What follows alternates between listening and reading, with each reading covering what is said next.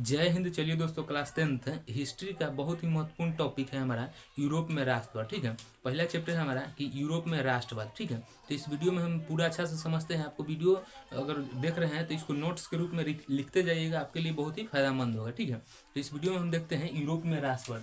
ठीक है, पहला चैप्टर हमारा कि यूरोप में राष्ट्रवाद। ठीक है, देखिए तो सबसे पहले समझिए कि यूरोप क्या है, इस सब के बारे में पहले थोड़ा जनरल नॉलेज ले लेते हैं। ठीक है, तो देखिए यूरोप एक महाद्वीप यानी महादेश है। ठीक है, मतलब कह सकते हैं कि पूरी दुनिया यानी 7 खंडों में बटी। ठीक है, तो हमारा एक तरह से महाद्वीप क्या हुआ है, 7 हुआ। ठीक है, जैसे एशिया हो गया, यूरोप हो गया, उत्तरी अमेरिका, दक्षिणी अमेरिका, अंटार्कटिका, ऑस्ट्रेलिया, ये सब हमारा क्या हो जाए, महाद्वीप हो जाए। ठीक है, तो टोटल हमारे महाद्वीप कितना है, 7 है। ठीक है, तो ये देखिए यूरोप भी एक महाद्वीप है। अभी बोले हैं आपको कि एशिया, यूरोप, अमेरिका, दक्षिणी अमेरिका, उत्तरी अमेरिका, ऑस्ट्रेलिया, अफ्रीका, ये सब क्या है, तो हमारा महाद्वीप है। तो देखिए यूरोप भी क्या है, एक तरह से महाद्वीप है। ठीक है, तो हमारे पूछा है कि यूरोप क्या है, तो एक महाद्वीप यानी महादेश है। ठीक है, ऑब्जेक्टिव में पूछेगा आपसे तो ध्यान रखिए। ठीक है, तो ये समझिए कि यूरोप क्या है, एक महाद्वीप यानी महादेश है। ठीक है, तो देखिए तो यूरोप में लगभग 44 देश आते हैं। ठीक है, एशिया महाद्वीप में लगभग 48 देश है। ठीक है, कभी 49 होता है, कभी 48। ठीक है, जो मतलब बॉर्डर लाइन के कारण। ठीक है, तो यूरोप में हमारा 44 देश है। ठीक है, तो 44 में तो सब जरूरी नहीं है। जैसे देखिए गांव में चाहे पटीदार में चाहे बहुत आदमी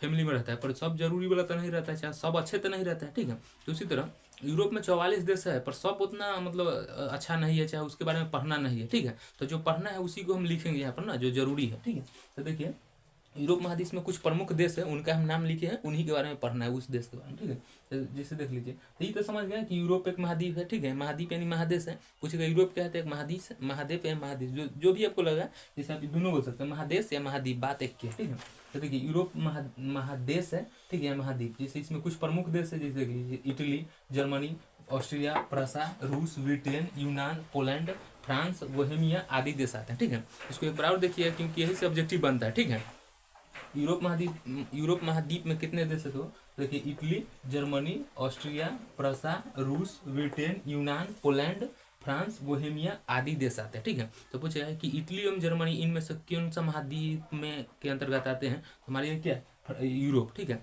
क्या है कि जिस इसमें से कोनो देश पूछ देगा कि कौन सा महाद्वीप में आते हैं, तो यूरोप। ठीक है, जैसे ऑब्जेक्टिव में पूछा गया है, कहेगा कि इटली और ये थी फ्रांस और इटली, कहेगा चाहे फ्रांस, इटली, चाहे बोहेमिया, चाहे जर्मनी, ऑस्ट्रिया, कौन सा महाद्वीप के अंतर्गत आते हैं, तो यूरोप। ठीक है, ऑब्जेक्टिव में इसे पूछेगा, ध्यान रखिए। ठीक है, अभी समझ गया कि हमारा यूरोप महाद्वीप, यूरोप क्या है, तो महाद्वीप है। यूरोप महाद्वीप में कितने देश आते हैं, इसे समझ गया। हम समझते हैं राष्ट्रवाद। ठीक है, देखिए सबसे पहले ये जो कहेगा राष्ट्रवाद। ठीक है, तो राष्ट्रवाद मतलब होता है जो किसी राष्ट्र मतलब होता है देश, आवाद मतलब होता है अपनापन। जैसे मान लीजिए किसी भी चीज़ में, जैसे राष्ट्र मतलब देश होगा, वाद जिसमें लग जाए वो अपनापन के बारे में, यानी उससे रिलेट करके वो सोचेगा अपना बारे में। ठीक है, तो हो जाएगा।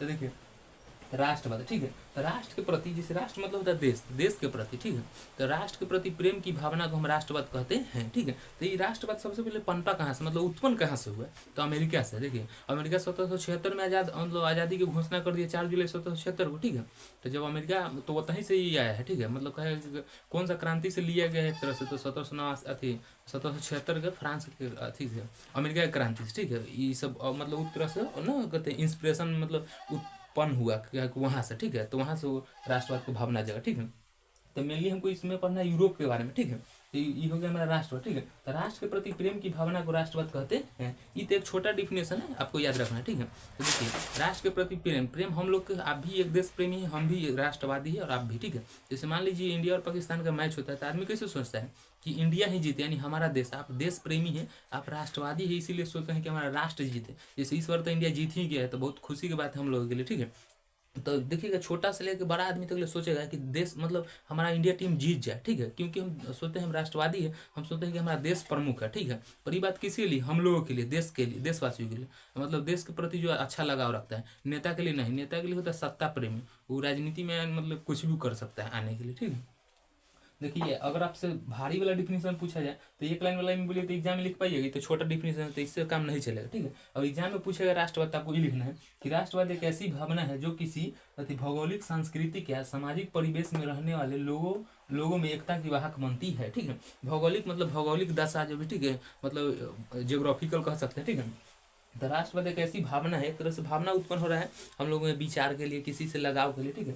तो राष्ट्रवाद एक ऐसी भावना है जो किसी भौगोलिक, ठीक है, और सांस्कृतिक, संस्कृति को बचा कर रखना, संस्कृति या सामाजिक परिवेश में, मतलब एक तरह से आवरण कह सकते हैं, और कैसे जैसे कोई भी चीज़ घेरा रहता है उसे, तो सामाजिक परिवेश में रहने वाले लोगों में एकता की वाहक बनती है, उसे राष्ट्रवाद कहते हैं, ठीक है।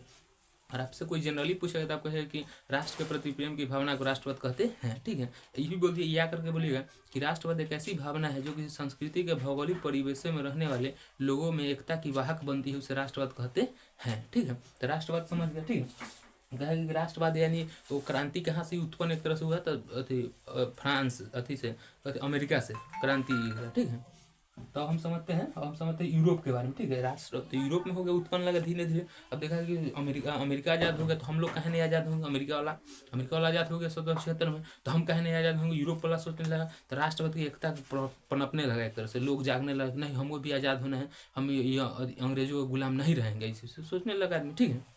हम समझते हैं कि यूरोप में राष्ट्रवाद के विकास के सहायक तत्व, मतलब यूरोप में राष्ट्रवाद में मतलब लोगों को सहायक, मतलब बनने में, एक साथ होने में और किसी के विचार मिलने में, बात करने में क्या सहायक तत्व रहा है, ठीक है। इसके बारे में देखते हैं, ठीक है। तो देखिए, एक में है कि पुनर्जागरण के फलस्वरूप उत्पन्न परिस्थिति है, ठीक है। लोगों के जैसे वहाँ का जो भी हमारा अच्छा नेता था, जैसे नेपोलियन ये सब था, ठीक है, तो वहाँ के लोगों को फिर से जगाया, पुनर्जागरण मतलब फिर से जगाया, फिर से लोगों को एकता के भाग बना के हम लोग, हमारा जो यूरोप महाद्वीप यानी महादेश है, फ्रांस, सब इसको हमको एक जीतना है, हमको गुलाम किसी का नहीं रहेंगे, ठीक है। यानी फिर से लोगों को मोटिवेट किया और फिर से जगाया, ठीक है, कि हम लोग गुलामी नहीं सहेंगे, ठीक है। अगला है कि 1789 की फ्रांसीसी क्रांति के आदर्श या कारण, ठीक है। देखिए 1789 की फ्रांसीसी क्रांति होगा, इसके बारे में पूरा डिटेल आपको पढ़ाएंगे इससे अगला चार्ट में, ठीक है। अब इसमें ध्यान से रखिएगा, हल्का अपन नहीं समझ में आया तो कोई दिक्कत नहीं मानिएगा, इसको हम आगे पढ़ाएंगे कि 1789 की फ्रांसीसी क्रांति के कारण, ठीक है। तो ये होगा हमारा आदर्श, मतलब जो भी रणनीति से बनाने लगा इसे, ठीक है। अगला है हमारा नेपोलियन का सैन्य अभियान, ठीक है। नेपोलियन था एक सैनिक था, ठीक है। और सैनिक मतलब जैसे देखिएगा, आप भी अगर कोचिंग में कहीं पढ़िएगा, अच्छा पढ़ाइएगा, अच्छा से पढ़िएगा तो वहीं पढ़ाने लगे। तो नेपोलियन था एक सैनिक, ठीक है, वहाँ का फिर राजा बन गया, अच्छा प्रदर्शन करने लगा, फिर वहाँ का राजा बन गया, ठीक है। कौन? तो नेपोलियन, ठीक है।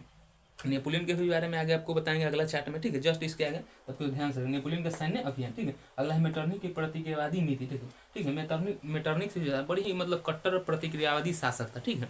वह चाहता था कि राजतंत्र का ही स्थापना करे, मतलब राजा तंत्र ही रह जाए, ठीक है, राजा का बेटा ही राजा बने, ठीक है। पर अब ऐसा नहीं होगा, जो हकदार होगा वही राजा बने, ठीक है। तो मेटरनिक चाहता था, मतलब कहिए कहते अच्छा काम के विरोध करता था, और अच्छा काम के विरोध और गलत काम के बढ़ावा देता था, ठीक है। कौन? तो मेटरनिक, ठीक है। तो मेटरनिक के बारे में समझिए। और हम समझे कि इसके नेपोलियन युग के बारे में, क्योंकि नेपोलियन ही आया जैसे यूरोप में स्वतंत्रता के लिए, मतलब जो भी आदमी को जगाने के लिए, बंधुत्व मतलब एक तरह से कहे बंधुत्व, भाईचारा ये सब बनाने के लिए, ठीक है, और आदर्श बनाने के लिए, तो नेपोलियन ही है। जैसे फिल्म में देखी है, पता है कथी कि मतलब हीरोइन के मान लीजिए कथी गुंडा सब धलिए, ठीक है, और गुंडा मारेगा चाकू हीरोइन के, तो मेन बॉक्स पर कैसे आता है, तो फिल्म के हीरो से, फिल्म में कैसे हीरो आता है, जैसे हीरो मारेगा चाकू ऐसे, हीरोइन सुतल है, गुंडा ऐसे मारे, हीरो आकर हाथ से पकड़ लेगा ऐसे, ठीक है। तो ये सब कैसे होता है फिल्म में, कैसे एकदम मतलब मेन समय पर आके हीरो एंट्री मार देता है, वैसा ही मेन समय पर आके कौन मार दिया एंट्री? नेपोलियन, ठीक है। तो हम नेपोलियन के बारे में पढ़ते हैं, इस चार्ट को मिटा देते हैं, ठीक है। अगला चार्ट में हम देखते हैं नेपोलियन के बारे में, ठीक है। तो वीडियो ध्यान से देखिएगा। तो देखिए आगे अगला है हमारा कहते हैं नेपोलियन युग, ठीक है। तो समझ गए कि नेपोलियन एंट्री मारा है, ठीक है, और मतलब अच्छा काम किया, ठीक है। जैसे फिल्म में देखिएगा कि हीरो कैसे एंट्री मार देता है, तो इसे नेपोलियन एंट्री मारा और सब मतलब सब चीज़ का अच्छा से करने लगा, ठीक है, और अपना शासन आ गया उसका, और अच्छा से सब चीज़ पर शासन करने लगा, ठीक है। तो देखिए नेपोलियन युग 1804 से 1815, देखिए युग का मतलब होता है कब से कब तक, मतलब एक पीरियड होता है, जिससे मोदी जी का युग कह ना सकते हैं कि 14 से लेकर 2014 में जीते हैं, तो 14 से लेकर अभी तक चल रहे हैं, ठीक है। तो उनका युग ही है, ठीक है। जैसे 25 में अभी जीत गए, ठीक है, अगला बार जीतेंगे नहीं ना, बात की बात है, पर युग यहाँ से लेकर मतलब 14 से लेकर अभी तक चला ना, तो वैसा ही नेपोलियन का युग चला है 1804 से 1815 तक, ठीक है। देखिए 1804 में नेपोलियन फ्रांस का सम्राट बना, मतलब वहाँ का राजा बना, नेपोलियन फ्रांस का सम्राट यानी राजा बना, ठीक है। वहाँ लोग को जाता था, अच्छा से मतलब बोलता था और भाषण देता था, लोग को जगाता था कि आप में देश, आप मतलब आप कहेगा, मतलब बोलता था कि आप देश प्रेमी नहीं है, आपके सामने आपको गद्दार लेखन मार रहा है, चाहे आपको अपना परिवार को मतलब ऐसे नीचा दिखा रहा है, मतलब ये सब बोल के अपने उसमें लोगों को उत्तेजित कर कि हाँ आप राष्ट्रवादी नहीं है, इसी से बोल कर उसको मतलब भड़कीला भाषण दे के आदमी उसको अच्छा करता था, कि मोटिवेट कर देता, ठीक है। 1804 में नेपोलियन फ्रांस का कथी है ना, सम्राट यानी राजा, ठीक है। अगला है 1804 में नेपोलियन कथी लागू गया? संहिता लागू गया, ठीक है, मतलब कानून लिया नेपोलियन संहिता, जैसे कानून से रिलेटेड है तो आचार संहिता, संविधान से तो दंड, जैसे अपराध उपराध से दंड संहिता, ठीक है, संविधान से तो संहिता हमारे यहाँ ना होता है, जैसे कानून से तो आचार संहिता और आपराधिक से तो दंड संहिता, ठीक है, ये समझ गए। यही हो गया हमारे नेपोलियन ने 1804 में संहिता लागू किया, यानी नेपोलियन संहिता लागू किया, ठीक है। अगला है ये देखिए, तो नेपोलियन आगे धीमे मतलब, अब देखिए कोई भी राजा या कोई भी चीज़ मतलब कोई आदमी बहुत आगे जाता है तो उसके दुश्मन बहुत हो जाता है, ठीक है। तो देखा कथी मित्र राष्ट्र सभी कि नेपोलियन आया है तब से दिन पर दिन मतलब अपन वर्चस्व बढ़ले जा रहा है, हम लोग का वैल्यू ना है मित्र राष्ट्र वाला, जैसे इंग्लैंड फ्रांस रूस ये सब जापान सब सोचने लगा, देखा करे जब से नेपोलियन आया है हमरा दिखते देते हैं, एक बार एंट्री किया, ठीक है, और कहा कथी ग्रुप एगो लोग नेपोलियन को धरते हैं, ठीक है, तो वाटरलू की युद्ध में धर लिया उसको, ठीक है, तो कहेगा कि मित्र राष्ट्रों ने, ठीक है, तो ये पहले देख लीजिए 1815 में नेपोलियन वाटरलू की युद्ध में हार गया, ठीक है, जैसे वो युद्ध में हार गया, ठीक है, और युद्ध में हार ना गया तो मित्र राष्ट्रों मिलकर मतलब ब्रिटेन फ्रांस रूस जापानी दो मित्र राष्ट्र, जैसे प्रथम विश्व युद्ध हुआ ना तो उसमें मित्र राष्ट्र अधूरी राष्ट्र, ठीक है, तो मित्र राष्ट्र वाला देश है जैसे इंग्लैंड फ्रांस रूस, इस मित्र राष्ट्रों ने नेपोलियन को मतलब कैद कर लिया, ठीक है, वाटरलू युद्ध में हरा के उसको कैद कर लिया, ठीक है, और सेंट हेलेना नामक टापू पर रख दिया, ठीक है। टापू का नाम पूछा जाता है कौन है, सेंट हेलेना नामक टापू, टापू का मतलब होता है खाली जगह एकदम सुनसान, ठीक है, तो ये क्या हो जाएगा टापू, ठीक है। कहे कि मित्र किसने तो कहाँ रख दिया नेपोलियन को, तो अथी सेंट हेलेना नामक टापू पर, ठीक है, और अब देखिए राजा था वो नेपोलियन, ठीक है, और अकेला छोड़ दिया आदमी टापू पर रख दिया, कुछ नहीं हुआ, धीमे धीमे सोचो पर 1821 में नेपोलियन की मृत्यु हो गया, तो कहेगा नेपोलियन की मृत्यु कब होता है 1821 में, ठीक है, लिख दिए 1821 में नेपोलियन का मृत्यु हो गया, ठीक है, ये समझ गए। और हम समझ गए मटेरियल, देखिए जैसे ही नेपोलियन एंट्री करता गया और मर भी गया, ठीक है, अब आ गया कौन, फिर आ गया गुंडा राज, देखिएगा फिल्म में जैसे मान लीजिए अगर 2 रोल वाला फिल्म है तो हीरो जन्म लिया, ठीक है, तो हीरो है ये है तो मारपीट करके सबके गुंडा के जियान कर देगा, ठीक है, और उसके बाद देखिए हीरो को बड़का गुंडा को मार देता है, ठीक है, तब तक फिर गुंडा का राज आ गया, तो ऐसे ही आ गया मेटर्निक, मेटर्निक गुंडा है एक तरह से मानिए, इसका राज आ गया मेटर्निक है जो बहुत ही कट्टर प्रतिक्रियावादी शासक है, ठीक है, तो जैसे हीरो मर गया तो फिर गुंडा का राज आ गया, और फिर देखिए ये गुंडा तो एगो बेटा उठा आ जाएगा हीरो का, तब फिर हीरो जन्म लेगा, तब फिर अपना शासन चलेगा, ठीक है, तो मेटर्निक आ गया कौन, एक तरह से गुंडा मानिए इसको, ठीक है, तो नेपोलियन सबको हटा के मतलब आगे कौन मेटर्निक सत्यापन, ठीक है। तो देखिए अब हम देखते हैं मेटर्निक युग के बारे में, ठीक है, मेटर्निक युग ये एग्जाम में क्वेश्चन पूछा जाता है, सब इसको ध्यान में रखिए, नेपोलियन युग मेटर्निक युग सबसे क्वेश्चन पूछा जाता है, राष्ट्रवाद क्या है सबसे, तो इसको ध्यान से आप लिखिएगा नोट्स के रूप में और अच्छा से पढ़िए, ठीक है।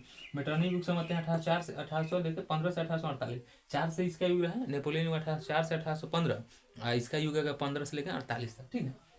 तो समझते हैं यूरोप की विजय शक्ति है, ठीक है, यूरोप की विजय शक्ति है नेपोलियन के पतन के बाद 1815 में ऑस्ट्रिया की राजधानी वियना में एक सम्मेलन बुलाया जिसे वियना सम्मेलन के नाम से जाना जाता है, ठीक है। कह रहे हैं कि यूरोप की विजय शक्ति के बाद जैसे मेटर्निक जब आ गया अपने शक्ति में, ठीक है, तो ऑस्ट्रिया की राजधानी वियना में एक सम्मेलन बुलाया जिसे वियना सम्मेलन के नाम से जाना जाता है, ठीक है। तो ये हो गया हमारा, ठीक है। हम देखते हैं ये मेटर्निक था, ऑस्ट्रिया का चांसलर कौन था, मेटर्निक था, अभी ओकरा हटा के अभी बन गया एक तरह से कहे कि वहाँ के चांसलर ऑस्ट्रिया के, ठीक है, और सब पर शासन करने लगे हम मेटर्निक, हम मतलब हम जो चाहेंगे वही होगा, कौन, तो मेटर्निक, ठीक है। और अब कैसा शासक था, तो बड़ी कहे कट्टर प्रतिक्रियावादी शासक, ठीक है, इसका रणनीति वही खराब मतलब कहीं खराब था, ठीक है, ये नहीं चाहता था कि दूसरा राजा बने, हम ही रहेंगे, ठीक है। तो ये होगा वियना सम्मेलन की अध्यक्षता ऑस्ट्रिया के चांसलर मेटर्निक ने की है, कहेगा कि अथी वियना सम्मेलन, तो ऑस्ट्रिया की राजधानी कहाँ है, वियना, तो वियना सम्मेलन की अध्यक्षता कौन की है, तो अथी मेटर्निक ने की है, ठीक है। ऑस्ट्रिया के चांसलर कौन है, मेटर्निक, ठीक है।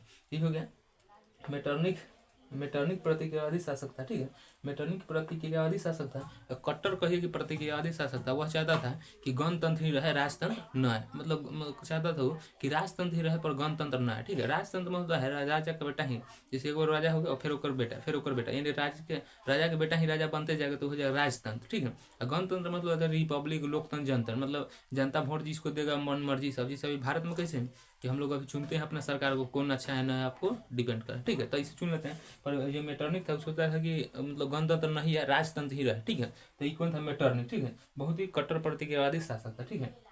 तो आई होप कि समझ रहे हैं मेटर्निक के बारे में, ठीक है। और हम इससे आगे देखते हैं कि कुछ वियना सम्मेलन, जैसे ऑस्ट्रिया की राजधानी क्या है, वियना, तो जैसे फिर ऑस्ट्रिया की राजधानी वियना, इटली की राजधानी रोम, हंगरी की राजधानी बुडापेस्ट, ये सब पूछा जाता है ऑब्जेक्टिव में, क्या तो राजधानी पूछा जाता है, ठीक है। तो हम देखते हैं वियना सम्मेलन के कुछ उपलब्धियां के बारे में देखते हैं, एक टॉपिक आउट। तो अगला देखिए, अगला है हमारा कि वियना कांग्रेस की उपलब्धि है, ठीक है। वियना कांग्रेस में ऑस्ट्रिया की राजधानी क्या है, वियना, ठीक है। उसमें जो भी उपलब्धियां हैं उसके बारे में देखते हैं, ठीक है। तो देखिए जो भी मेटरनिक था, ठीक है, उसके बारे में इटली पर अपना प्रभाव स्थापित करने के लिए मेटरनिक ने इसे कई राज्यों में विभाजित कर दिया, ठीक है।